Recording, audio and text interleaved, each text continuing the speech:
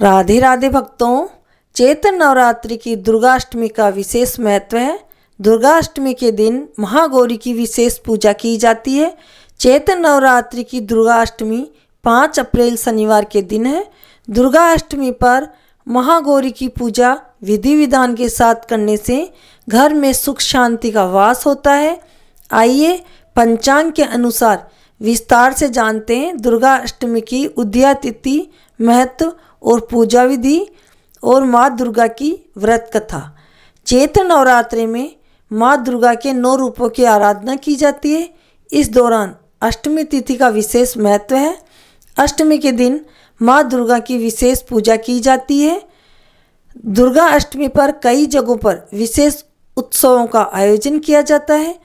आप भी अगर दुर्गा अष्टमी की डेट को लेकर कंफ्यूज है तो आइए हम आपको विस्तार से बताते हैं दुर्गा अष्टमी की तिथि और इसका महत्व। चैत्र नवरात्रि में दुर्गा अष्टमी 5 अप्रैल को मनाई जाएगी। वैदिक पंचांग के अनुसार अष्टमी तिथि 4 अप्रैल को रात 8:12 पर शुरू होगी। यह 5 अप्रैल को शाम 7:26 तक रहेगी। इसलिए पंचांग के अनुसार उदया तिथि के अनुसार दुर्गा अष्टमी 5 अप्रैल को मनाई जाएगी। दुर्गा अष्टमी का महत्व।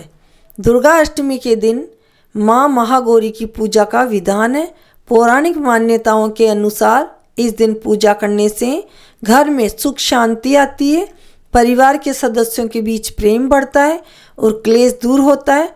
दुर्गा अष्टमी के दिन माँ महागौरी की पूजा करने से मनुष्य को आरोग्य की प्राप्ति होती है। वहीं देवी महागौरी अपने भक्तों में शक्ति और सकारात्मकता का संचार करती है। दुर्गा अष्टमी को पूजा विधि कैसे करते हैं इसके बारे में भी हम आपको बताने जा रहे हैं। ब्रह्म मुहूर्त में उठकर स्नान करें और माँ दुर्गा का ध्यान कर व्रत का संकल्प लें। फिर पूजा स्थल को साफ करें और माँ को फल फूल, धूप बत्ती और घी का दिया लगाएं। दुर्गा सप्तमी और चालीसा का पाठ करें और अंत में माँ की आरती करें। कन्याओं को भोग लगाकर प्रसाद वितरित करें। दुर्गा अष्टमी पर शिववास योग का होना बहुत शुभ माना जा रहा है। शिववास योग निशा काल में है। इसके अलावा सुकर्मा योग भी है। यह योग भी शुभ फल देने वाला माना जाता है। पुनर्वसु नक्षत्र भी इस दिन है। दुर्गा अष्टमी पर माता रानी की पूजा विधि विधान के साथ करने से माता की विशेष कृपा प्राप्त होती है। तो आइए अब आपको सुनाते हैं महागौरी की व्रत कथा। दुर्गा अष्टमी के अवसर पर अनेक लोग व्रत रखते हैं और कई लोग कन्याओं को भोजन कराकर अपने नवरात्रि व्रत का पालन करते हैं। देवी महागौरी की पूजा करते समय व्रत कथा का पाठ करना अनिवार्य होता है। नवरात्रि के 8वें दिन महागौरी की आराधना की जाती है। इसके बाद से ही स्पष्ट है कि इसका स्वरूप पूरी तरह से गौर है। इसकी तुलना शंख, चंद्रमा और कुंद के पुष्प से की गई है। माँ महागौरी का रूप। माँ महागौरी की 4 भुजाएं हैं। माँ का ऊपरी दायां हाथ अभय मुद्रा में स्थित है, जबकि नीचे वाले हाथ में त्रिशूल है। ऊपर वाले बाएं हाथ में डमरू है और नीचे वाला बायां हाथ वर मुद्रा में है। माँ की मुद्रा अत्यंत शांत है। माँ भगवान शिव को अपने पति के रूप में प्राप्त करने के लिए कठोर तपस्या कर रही थी, जिसके परिणाम स्वरूप उनका शरीर तपस्या के कारण काला पड़ गया था। इसके बाद माँ ने अपने काले रंग को गौर वर्ण में परिवर्तित करने के लिए पुनः तपस्या की।